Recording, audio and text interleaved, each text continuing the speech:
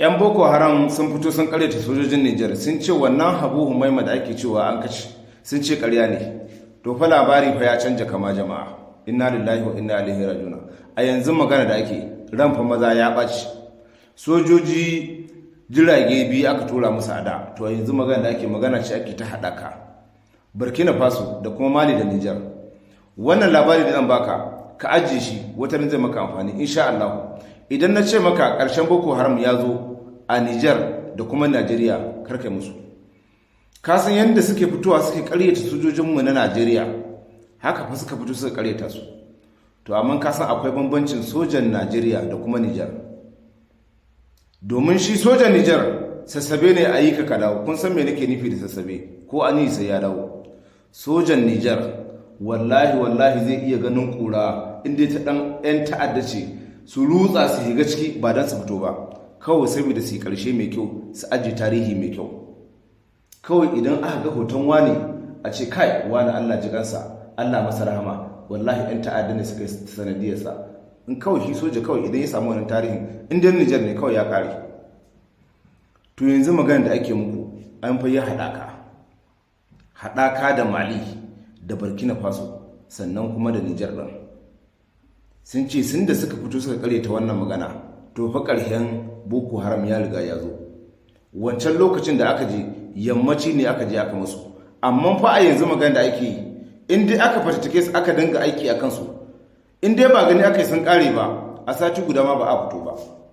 Ta wannan nake roƙon Baba Abdurrahman Chani, in dai ka ji na ce baba to shugaban ƙasar Nijar kenan Abdurrahman Chani brigadier, dan Allah idan aka je aka dan yi kwanakin nan dan Allah dan Annabi a taimaka mana ko da Tinubu bai yadda ba a dan shiga yankin Zamfara na a dan mana yammaci. Ya dan mana yammaci a yankin nan baba, yankin Zamfara da Katsina a dan yi mana yammaci ko da kuwa Bola Tinubu bai yadda ba. Dan ni na rantse da Allah abinda wannan Christopher Musa ya zo ya faɗa ni bai bani mamaki ba. Kai barin kayyade muku, na rantse da Allah idan aka ce makamanmu na Najeriya an yi ciwaciwarsu an sai da su ga wasu kasashen ko kuma ga 'yan ta'adda, shi yasa Christopher Musa ya fito ya faɗi wannan magana ya ce duk ɗan Najeriya ta dubin diga da mabamai domin ya kare kansa. Wallahi ni ba zan yi mamaki ba. Duk duniya a muku ta Hafiz Fulani da wancan waɗancan mutanen, duk duniya an yi kiyasin babu ƙasar da ta yarje wa ɗan adam ya fito ya ci mutuncin annabi ya zagi annabi babu wani mummunan hukunci a kansa shi shugaban ƙasar Najeriya. To ni wallahi tallahi a Najeriya duk abin da aka ce an yi ni ba zan yi musu ba. Ba ga gwamnatin namu da ake cewa musulun ba, a duk musulun da ake faɗa tsakaninku da girman Allah kun yi tunanin wani abin zai faru. To wallahi tallahi ba ku san wa yake mulkin mu a Najeriya ba. Idan kun sani na rantsi da Allah da yanzu ba wannan magana ake ba. Wallahi kwanda ba Yahudi ya hau kan kujerar nan da Tinubu yake kai. Domin shi ba Yahudi kafirci kawai zai na tsantsa. To shi kuma Tinubu yana nuna kafirci sannan kuma yana nuna kabilanci. Ina so in wayar muku da kai. Kabilanci ya fi kafirci hadari. Kabilanci ya fi kafirci hadari. To bari dai in shiga da ku cikin labarin. A yanzu haka magana da ake yi ana nan kawai shirye-shirye ne. Kun san wancan farmakin da aka yi musu jirage biyu ne kawai aka yi musu. Yankin Liberia da kuma yankin Lelewa da kuma yankin Kaulaha. To yanzu magana da ake magana ce ta haɗaka Burkina Faso da kuma Mali da kuma Nijar ɗin za a jefa aiki a can gurin. Ba magana ake ta yammaci ba, magana ce ake kawai za a je kawai a shiga ba don a fito ba. Yan uwana wani fata za ku yi sojin Nijar, sannan kuma wani fata kuma za ku yi sojin mu na Najeriya ma gaba ke daya, domin mu duka namu ne, wanda ya lalace kawai shine ba namu ba. Ai a sojin namu na Najeriya akwai 'yan kirki akwai 'yan amana.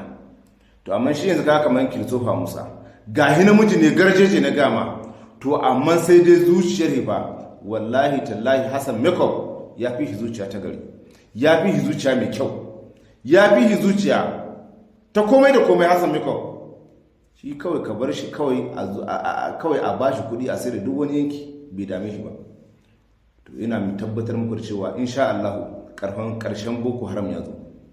sannan kuma da wannan dama nake mika kokon bara idan sojojin nan suka ji suka danyi hayya a kashe na kashewa, aka yanka na yankawa, aka binne na binnewa da ransa, dan Allah a dan taimaka mana baba Shani, baba Abdulrahman Shani, a taimaka mana aje yankin Katsina, aje yankin abin Zamfara, aje yankin nan Sokoto, dan Allah aje ko da yammaci ne, ko da aikin awa ɗaya ne aje a mana, domin na san ya fi aikin sojojinmu na shekara 4 yammacin da za ku yi a wannan yanki namu, wallahi tallahi ya fi aikin sojojinmu na shekara 4.